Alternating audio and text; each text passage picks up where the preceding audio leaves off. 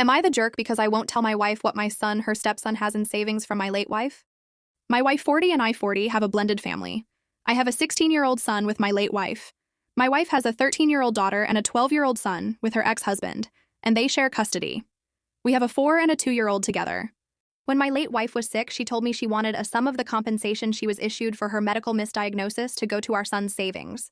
She also had a second savings account she wanted to add to it. This was on top of what the two of us had saved for him before her illness. I honored her wishes and I continued saving for our son's future. This is a promise I made to my late wife that I have stood by. I also promised I would protect it and make sure it was only ever for him, nobody else. When my present wife and I started seriously dating, we talked about what saving would look like for our kids when we married. She knew I had always had my late wife. We didn't discuss how much either of us had saved for our existing kids, but we agreed to an amount every month that would be saved for all three. And this was talked about again when we had children together. Recently, there has been a lot of stress on my wife. Her ex has refused to discuss my stepkid's savings, and if he pays anything or not. She also feels like we haven't been able to save enough every month like promised, because it was just one thing after another. There are months we've missed because of things beyond our control. Life stuff, mostly like things breaking, etc. A few weeks ago, my wife told me we should put all the cards on the table and discuss what all 5 kids have, and decide how we proceed with making sure everyone gets what they need for the future. I told her I would happily discuss what I have saved for my oldest, but I would not be discussing the money left by his mom. She pushed back on it and said all the money should be taken into consideration. I told her we don't know what all the money is. I said our parents could be saving money for the kids' futures. Her ex could have money for my stepkids. His parents could have money for my stepkids. We can't say for certainty what everyone will have at the end, and it's only fair to discuss what she and I have and can save.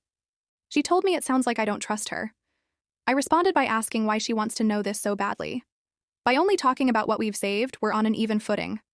She told me if we knew everything, we could focus on the kids who will have less a little more, that our younger two are probably going to be the worst off long term, and she would be open to combining all the money and dividing it. I told her I was not on board with that, and what my son has from his mom is not going to be shared or used for any of the other kids. We argued about it, but I refused to say. She feels like that's wrong when we're married. I told her it's not my money, nor is it her money, or money that we can or should be accessing. It's from my late wife to our son, and that's all there is to it. My wife said she feels like I'm keeping her in the dark and not trusting her with something important.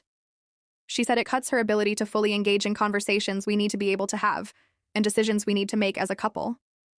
So am I the jerk because I won't tell my wife what my son, her stepson, has in savings from my late wife? Am I the jerk for being a reason my dad's family turned against him after I already decided to stop going to his house? My parents are divorced. My mom and dad shared custody of me, 16 female, and my brother, 19 male, since the divorce.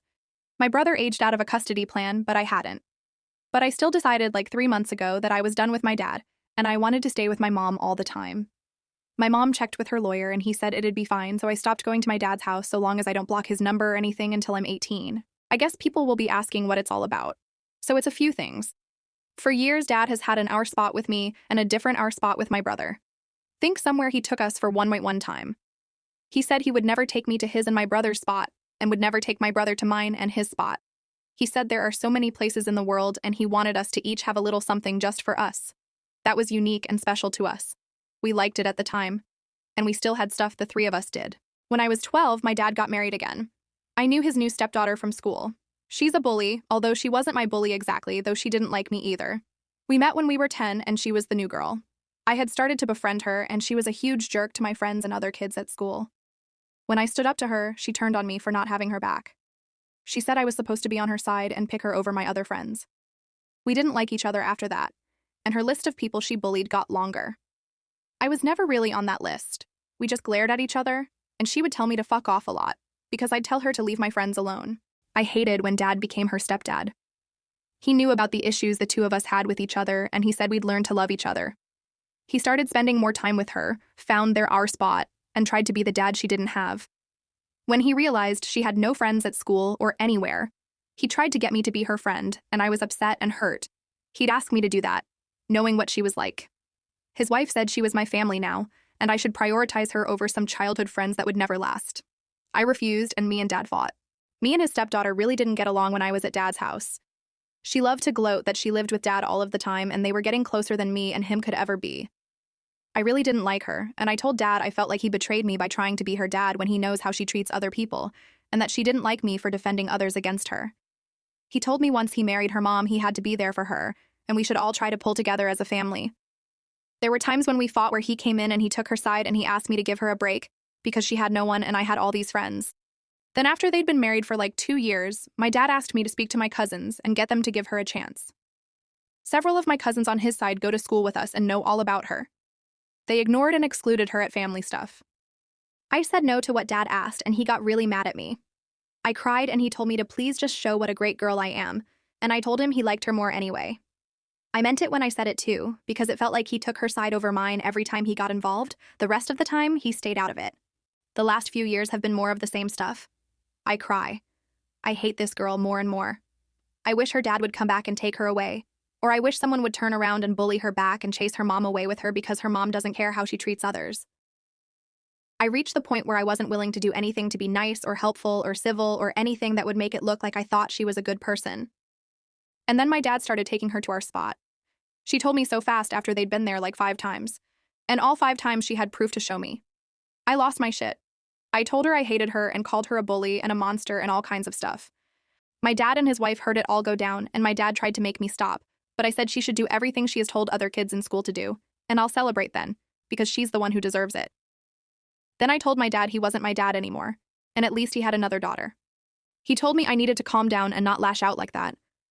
I said he ruined our spot, he was a liar, he betrayed me for her, and I said that was where I could never forgive him because I hated her. I wished she didn't exist and would get out of my life. Dad said, taking her there wasn't meant to hurt me, and he was sorry, and he'd stop, and he was still my dad, and he loved all 3 of us the same. I said I didn't want a dad who could love her. I told him my feelings didn't matter to him, only hers did, and he didn't take her to his and my brother's spot, just mine. Even though he knew how much I hated her and how much she hated me, and then I stopped going. My dad tried to change that, but I really am 100% done with him. But then his side of my extended family asked some questions about what happened, and I told them. And with my cousins who had seen and knew so much about what Dad's stepdaughter was like, they took my side.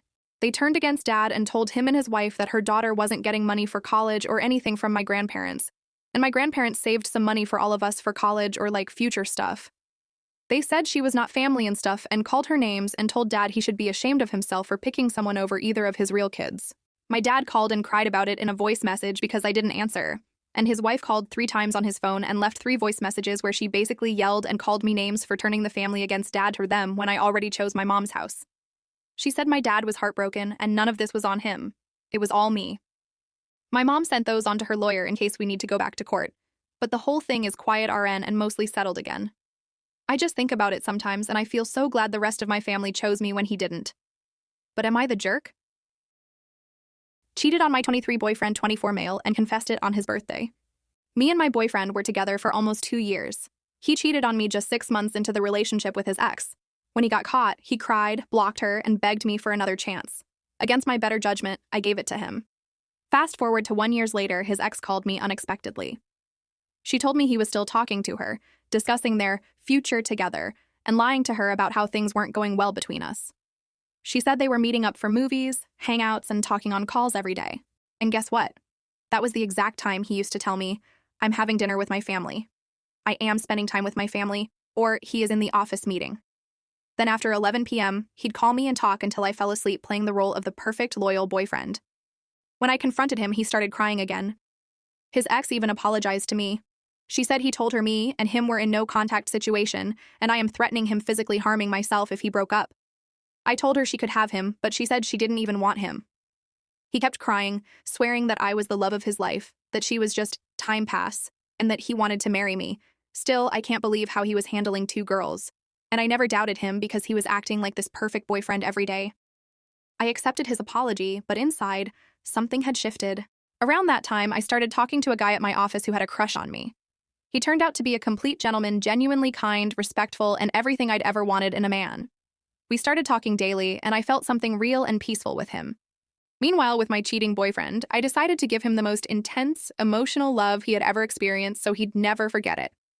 In next 3 months, I cooked his favorite meals with my own hands. I sent him cakes and chocolates during his birthday month. I hugged him a little tighter, gave him random kisses, massaged his legs, back, head when he came to me tired. He slept in arms like baby, and so many little things I made him feel like he was my entire world. One evening in the theater, we were sitting close. I gently started caressing his hair, kissing his forehead, holding him tightly against me. He melted in my arms, started crying quietly, and whispered, "No one has ever loved me like this. Please don't ever leave me." He cried on my shoulder like a little boy, and I cried too, not because I believed him anymore, but because I knew he would never get this love again. Well. Then came his birthday at midnight. He was expecting something special, maybe a grand romantic gesture. Instead, I called him and said, "I'm falling for the guy in my office. I don't love you anymore. I want to break up. It's not you, it's me," classic line. And I blocked him. He tried calling me from his family's phones, his friends' phones, even reached out to my best friend. I blocked every single one. My best friend didn't help him either. His friends now hate me, saying I destroyed his mental health. No, sweetheart, he destroyed it the day he chose to cheat. Now every year when his birthday comes, I hope he remembers that night.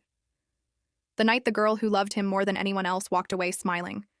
And maybe then he'll finally understand the weight of what he lost. Thank you for watching. Like and subscribe for daily Reddit stories. All rights belong to the original author. This video is for narration, entertainment purposes only.